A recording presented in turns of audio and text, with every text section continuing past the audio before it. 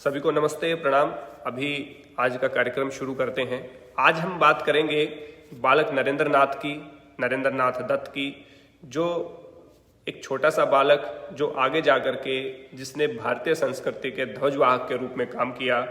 और भारतीय संस्कृति को देखना है तो स्वामी विवेकानंद जी के चरित्र को देख लीजिए, और स्वामी विवेकानंद जी हैं तो वो भारतीय संस्कृति के परिचायक हैं। इस प्रकार का कंसेप्ट आपको देखने को मिलता है। और जहाँ भी आप जाएंगे स्वामी विवेकानंद जी को एक भारतीय ऋषि, एक भारतीय संत, एक भारतीय महापुरुष, एक भारत के युग दृष्टा के रूप में देखा जाता है। आप कहीं भी जाएंगे तो हमारे भारतीय संत के रूप में जिसकी प्रतिष्ठा है वो स्वामी विवेकानंद जी हैं। तो हमारे आदर्श हैं और उनकी क्या शिक्षाएं रही, किस प्रकार का जीवन रहा, किस प्रकार की चीज़ों से प्रभावित थे, उन सब चीज़ों पे बात आज हम करेंगे।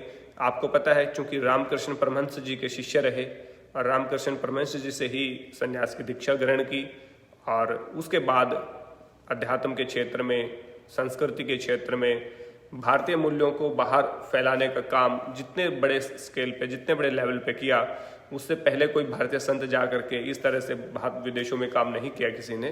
तो पहला जो श्रेय जाता है वो स्वामी विवेकानंद जी को जाता है। स्वामी विवेकानंद जी के जन्म की हम बात करें तो 1857 की क्रांति के ठीक 6 साल बाद।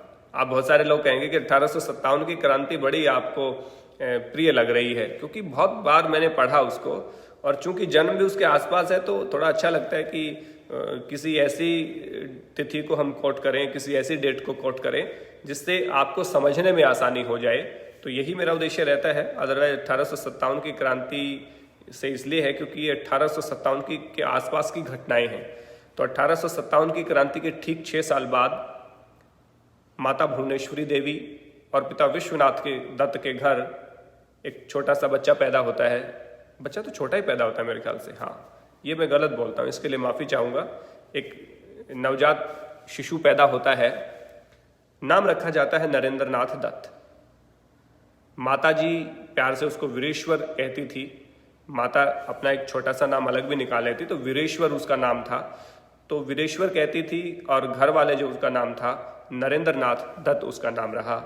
12 जनवरी 1863 ईस्वी, यानी कि ठीक 6 साल बाद 1857 की क्रांति के ये कलकत्ता में नरेंद्र नाथ जी का जन्म होता है।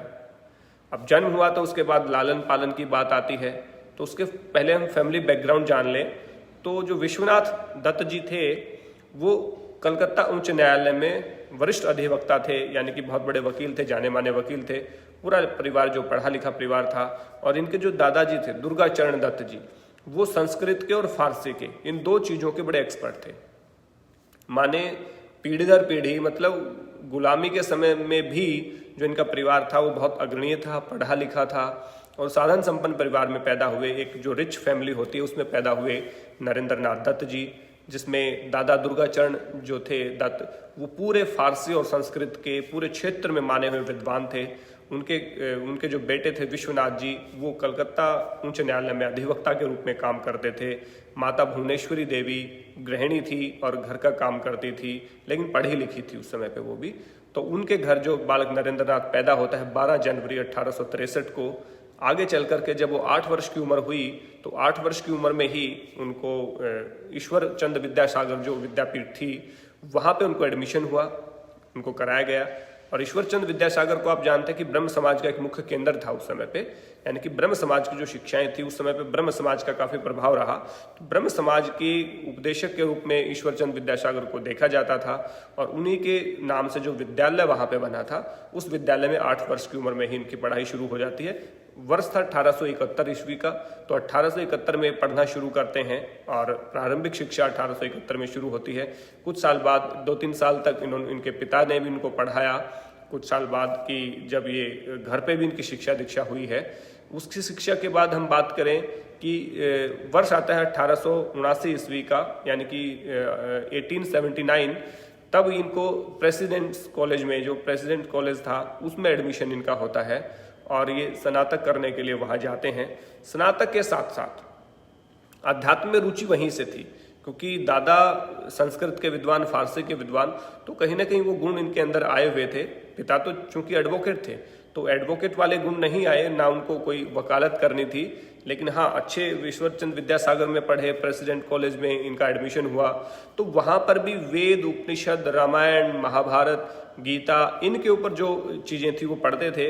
वहाँ पे विदेशी जो दर्शन थे उन दर्शनों को भी पढ़ा, भारतीय दर्शनों को भी खूब पढ़ा, और भारतीय दार्शनिकों के साथ साथ जो विदेशी दार्शनिक थे उनको भी खूब इन्होंने स्टडी किया, क्योंकि उस समय पे जो टीचर होते थे वो बहुत सारे टीचर तो विदेशी ही होते थे, तो विदेशी टीचरों का भी इसके ऊपर प्रभाव रहा। तो इस कारण पाश्चात्य जो संस्कृति थी, पाश्चात्य जो सभ्यता थी, पाश्चात्य जो विद्वान थे, उन सबको पढ़ना भी शुरू किया नरेंद्र नाथ दत्त जी ने।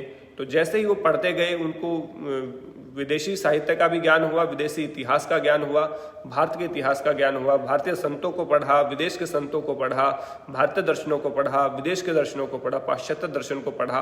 तो एक कंपैरेटिव स्टडी साथ के साथ चलती रही मन में कि कौन श्रेष्ठ है, किसकी क्या मान्यताएं हैं। तो जब अच्छे से अध्ययन किया तो क्यूरियसिटी होती है, हर आदमी जानना चाहता है कि मैं कोई नई चीज़ जानना चाहूँगा या मुझे कुछ अलग से चाहिए। अब भारतीय संस्कृति के बारे में ऐसा अच्छा सुना तो उस समय पे इनको क्यूरियसिटी थी कि ईश्वर क्या है, ईश्वर को जानना था। चूंकि ब्रह्म समाज का बहुत प्रभाव था, और ब्रह्म समाज ने क्या काम किया, छुआछूत के ऊपर, बाल विवाह के ऊपर, सती प्रथा के ऊपर, उसके बाद आपका अंधविश्वास के ऊपर, मूर्ति पूजा के ऊपर इनका बड़ा प्रहार रहा। तो ब्रह्म समाज इन सामाजिक बुराइयों को दूर करने के लिए पूरी मुहिम चलाता था। और चूंकि ईश्वरचंद विद्यासागर स्कूल में पढ़े, विद्यालय में पढ़े, तो वहाँ पे इसका गतिविधियों का केंद्र रहता था ब्रह्म समाज का। तो मूर्ति पूजा से लेकर के, अंधविश्वास से लेकर के, छुआछात से लेकर के, सती प्रथा से लेकर के, बाल विवाह से लेकर के, पाखंड अंधविश्वास से लेकर के, सब जो कुरीतियां थी उनके खिलाफ स्वामी विवेकानंद जी खड़े थे और उन चीज़ों पर प्रहार करते थे, बोलते थे उनके खिलाफ। वो एक आज विडंबना है कि स्वामी विवेकानंद जी की मूर्ति को ही पूजा जा रहा है, वो एक अलग विडंबना हमारे देश में होती है। जो कबीर मूर्ति पूजा के खिलाफ बोल करके गए हैं, उन्हीं कबीर की पूजा, मूर्ति की पूजा करी जाती है। जो विवेकानंद जी मूर्ति पूजा के खिलाफ थे, उन्हीं की मूर्ति पूजा सबसे ज़्यादा की जाती है। ये हमारी विडंबना है। हमें कुछ दर्शन को पढ़ना चाहिए, उनके जीवन चरित्र को पढ़ना चाहिए कि क्या बात थी, वो हमें आज थोड़ा सा ध्यान देने की आवश्यकता उस पर है। उसके बाद जब प्रेसिडेंशियल कॉलेज में थे तो 1881 का जब साल आता है, तो वहाँ के एक जो विदेशी जो लेक्चरर थे उन्होंने कहा कि आप ईश्वर के बारे में जानना चाहते हैं तो यहाँ पे दक्षिणेश्वर जो मंदिर है, काली का मंदिर, वहाँ पे एक संत हैं और उन्होंने ईश्वर के दर्शन किए हैं। तो लोग सब उनसे मिलके आ रहे थे। उस समय के जो महान चिंतक थे, समाज सुधारक थे, वो सब रामकृष्ण परमहंस के अनुयायी थे। तो इस क्यूरियोसिटी में, इस उत्सुकता में जो नरेंद्र नाथ जी थे, नरेंद्र नाथ दत्त जी भी वहाँ जाते हैं और वहाँ जा करके उनसे मिलते हैं। जब पहली भेंट होती है गुरुजी से, रामकृष्ण परमहंस से, तो साल था 1881 का। तब पहली बार उनकी मुलाकात दक्षिणेश्वर मंदिर में, दक्षिणेश्वर काली मंदिर में रामकृष्ण परमहंस जी से होती है। और जैसे उनसे बात होती है, चूंकि वो अनपढ़ व्यक्ति थे और जो नरेंद्र नाथ जी थे वो पढ़े लिखे थे, तर्कशील थे, विज्ञान सम्मत बात करते थे, तो उन्होंने पूछा, उनकी बड़ी ये रहता था कि ये कैसे हो सकता है, ईश्वर को कैसे देखा जा सकता है। तो जैसे ही रामकृष्ण परमहंस जी से उनकी बात हुई और बातचीत हुई तो उन्होंने कहा कि आपने ईश्वर को देखा है। स्वामी विवेकानंद जी का पहला प्रश्न था उनसे कि क्या आपने ईश्वर को देखा है। वैसे ही रामकृष्ण परमहंस जी का उत्तर आता, यस, मैंने देखा है उनको। तुरंत फिर क्वेश्चन करते हैं स्वामी विवेकानंद जी कि कैसे देखा है। तो बोला कि ऐसे देखा जैसे मैं तुम्हें देख रहा हूं, जितनी नजदीक से मैं तुम्हें देख रहा हूं उतनी नजदीक से, उतनी गंभीरता से, उतनी शालीनता से, उतनी इत्मीनान से, उतनी तन्मयता से मैंने ईश्वर को देखा है और मैं ईश्वर को देखता हूं, मैं प्रतिदिन ईश्वर को देखता हूं। बस वहां से ये जो वाक्य था, वहीं से नरेंद्र नाथ की जो जिंदगी है वो परिवर्तित हो जाती है और वो उनको मानना शुरू करते हैं और लगातार कंटिन्यूसली जो विजिट हैं वो दक्षिणेश्वर काली मंदिर में हो जाती हैं उनकी। कॉलेज से जैसे ही छुट्टी मिलती वो दक्षिणेश्वर मंदिर, काली मंदिर पहुंच जाते और रामकृष्ण परमहंस जी के प्रवचन सुनते, उनके पास जाते, उनसे बातें करते। तो ये सिलसिला 1881 से शुरू हो गया था। अब 1881 से तो शुरू हो गया, लेकिन जब ग्रेजुएशन हुई, तो जब उनकी स्नातक हुई, यानी कि जब वो ग्रेजुएट हुए, तो साल था 1884, यानी कि ठीक मेरे जन्म से 100 साल पहले स्वामी विवेकानंद जी ने अपनी ग्रेजुएशन कंप्लीट की थी। मेरे पैदा होने के 100 साल पहले, यानी कि 1884। मैं 1984 में पैदा हुआ हूँ, तो मुझे इसलिए भी ये डेट याद है। 1884 में उन्होंने स्नातक की डिग्री हासिल की, यानी कि ग्रेजुएट हो गए, और उसी साल इनके पिता का भी देहांत हुआ। तो तीन चीज़ें हैं, मेरे जन्म से 100 साल पहले जब ग्रेजुएट हुए तभी इनके पिता की डेथ हुई। तो 1884 में इन्होंने ग्रेजुएट की। ग्रेजुएट करने के बाद ये लगातार स्वामी रामकृष्ण परमहंस जी के सानिध्य में रहे, उनसे आते जाते रहे। उसके बाद साल था 1886 का, जब रामकृष्ण परमहंस जी का समय बहुत निकट था, अंतिम समय बहुत पास था, तो उनको गले का कैंसर था। तो उनकी जो सेवा करते थे, जो उनके अनन्य जो भक्त थे, उनमें स्वामी विवेकानंद जी यानी कि नरेंद्र नाथ जी सबसे अग्रणीय थे और उनकी खूब सेवा करते थे। जब वो इलाज लेने से मना कर रहे थे, तब स्वामी विवेकानंद ने ही उनको राजी किया था कि आप प्राकृतिक चिकित्सा का इलाज ले सकते हैं, नेचुरल तरीके से ले सकते हैं, बाहर का आप एलोपैथ का इलाज नहीं लेना चाहते ना लें, लेकिन कुछ चीज़ें आप मेरे कहने से लें। तो उनका कहने से उन्होंने कुछ चीज़ों को मानना शुरू किया और इलाज लिया। जब अपनी मृत्यु से ठीक 3 दिन पहले 1886 में जब उनकी मृत्यु हुई, तो उससे ठीक 3 दिन पहले ही स्वामी विवेकानंद जी को उन्होंने संन्यास की दीक्षा दी और नरेंद्र नाथ को नया नाम दिया स्वामी विवेकानंद। ये जो दीक्षा थी 1886 में हुई। 1886 में जब रामकृष्ण परमहंस जी एक्सपायर हुए, उससे ठीक 3 दिन पहले उन्होंने कहा कि मैं तुम्हें अपना उत्तराधिकारी घोषित करता हूं और ये जो काम है, अद्वैत वेदांत का जो काम है, आधुनिक वेदांत का जो काम है, इसको आप निरंतर आगे बढ़ाइए, इसको आप चलाइए। तो नरेंद्र नाथ जी ऐसा ही किया। 1886 से लेकर 1893 तक, मतलब 6-7 साल तक ये पूरे देश में भ्रमण किया, पूरे भारत को जाना, पूरे भारत के अलग अलग क्षेत्र में इन्होंने भ्रमण किया, अलग अलग स्थानों पर विजिट किया, अलग अलग लोगों से, महात्माओं से, संतों से मिले और अपनी शिक्षा का प्रचार प्रसार करना शुरू किया जो रामकृष्ण परमहंस जी से इन्होंने प्राप्त की थी। और जहाँ पे भी स्वामी विवेकानंद जी जाते थे, एक अलग से ओरा होता था, लंबे तगड़े नौजवान और युवा सन्यासी के रूप में एक प्रसिद्धि को प्राप्त हो गए थे। तो जैसे ही गए तो उसके बाद इनको एक आमंत्रण मिलता है अमेरिका से। अमेरिका के शिकागो में विश्व धर्म महासम्मेलन था, विश्व धर्म महासभा की तरफ से एक जो सम्मेलन आयोजित किया गया था, उसका निमंत्रण मिलता है। अब चूंकि घर बार छोड़ चुके थे और इतना सामर्थ्य नहीं था कि विदेश जाया जाए उस समय पे, तो उसके लिए बहुत धन की आवश्यकता थी। तो उस धन की आवश्यकता की पूर्ति के लिए कहा कि कैसे मैं वहाँ उस सम्मेलन में भाग ले सकता हूँ। तो उसके लिए खेतड़ी के जो महाराज थे अजीत सिंह जी, उन्होंने इनकी मदद की और खेतड़ी के जो महाराज अजीत सिंह जी थे, उन्होंने इनको धन दिया और इनकी व्यवस्था करी और इनको जापान होते हुए, चाइना होते हुए और मलेशिया होते हुए अपना ये अमेरिका पहुँचे। उसमें पे पानी के जहाज होते थे, तो पानी के जहाज में पहुँचे और यहाँ पर विश्व धर्म महासम्मेलन जो हो रहा था, विश्व धर्म महासभा की तरफ से जो आयोजित था शिकागो में, उसका जो हॉल था, वहाँ पे इनका जो व्याख्यान होता है पहली बार, क्योंकि ये हिंदू धर्म के सन्यासी के रूप में, प्रतिनिधि के रूप में शामिल हुए थे। भारत की तरफ से इन्होंने प्रतिनिधित्व किया था हिंदू महासभा का। तो हिंदू महासभा के एक प्रतिनिधि के रूप में गए और साल था 1893, तारीख थी 11 सितंबर। 11 सितंबर 1893 का वो ऐतिहासिक दिन जो कोई भी भारतीय नहीं भूल सकता, क्योंकि भारत की संस्कृति को अमेरिका के लोगों से रूबरू कराने का जो काम स्वामी विवेकानंद जी ने किया, तो वो भाषण जो आदर्श भाषण था, जिसके केवल पहली ही लाइन पे इतनी तालियां बजी कि बाकी व्याख्यान सुनने, शेष जो व्याख्यान था उसको सुनने की आवश्यकता ही नहीं बची। पहले ही 2 शब्द में ऐसा जादू स्वामी विवेकानंद जी ने किया, जब एक लंबा तगड़ा सन्यासी, युवा सन्यासी, चेहरे पे औज तेज लेकर के और भगवा और गेवा वस्त्र धारण करके और एक स्टेज पे चढ़ता है और बोलता है, my dear American brother and sister, यानी कि मेरे अमेरिकी भाई बहनों।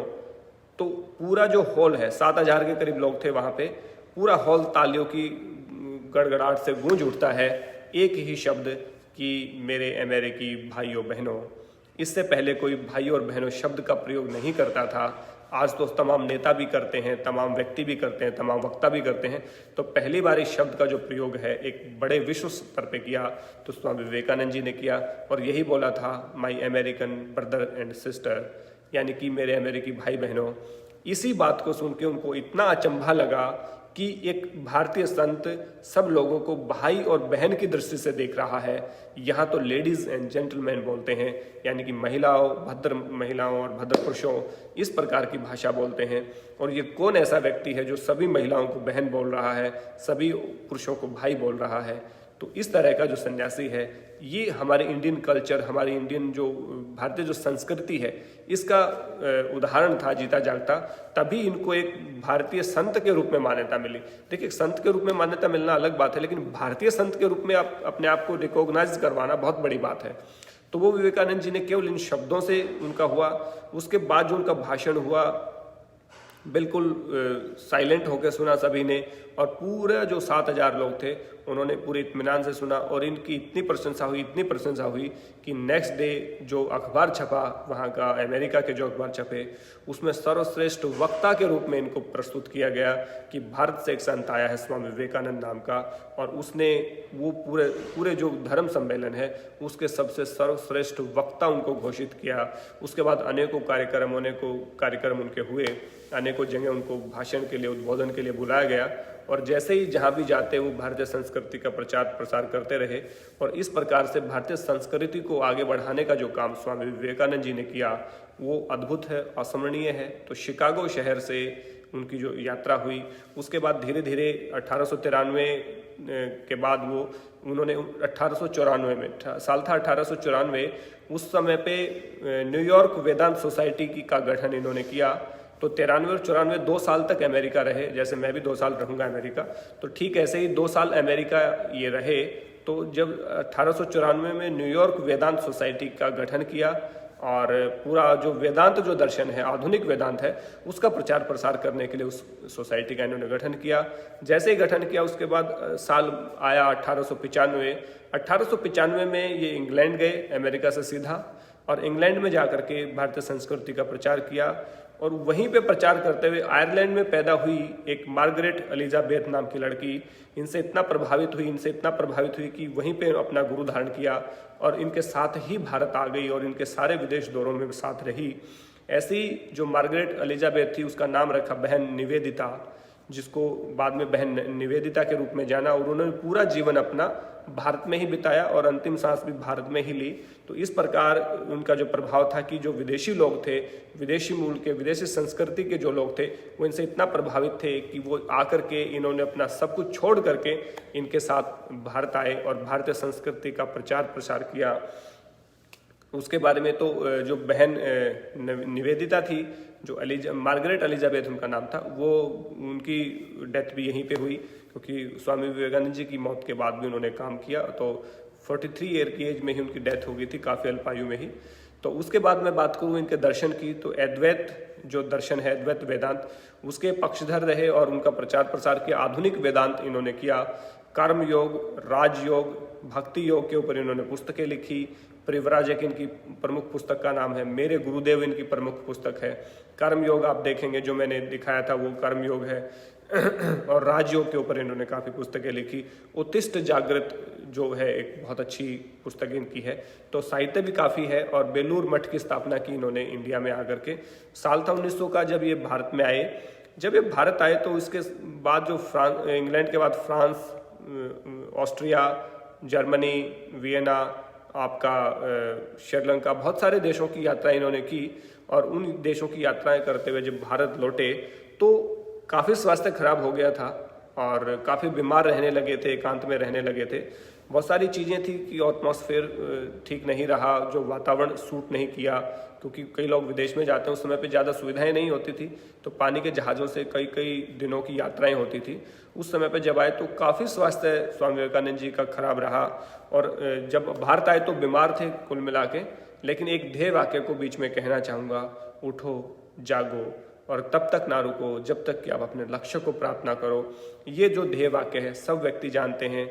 इस ध्येय वाक्य को सब नेता से लेकर के, बिजनेसमैन से लेकर के, विद्यार्थी से लेकर के, किसान से लेकर के, कोई भी व्यक्ति ऐसा नहीं है जो इस ध्येय वाक्य को नहीं जानता कि उठो, जागो और अब तब तक ना रुको जब तक कि आप अपने लक्ष्य को प्राप्त ना करो।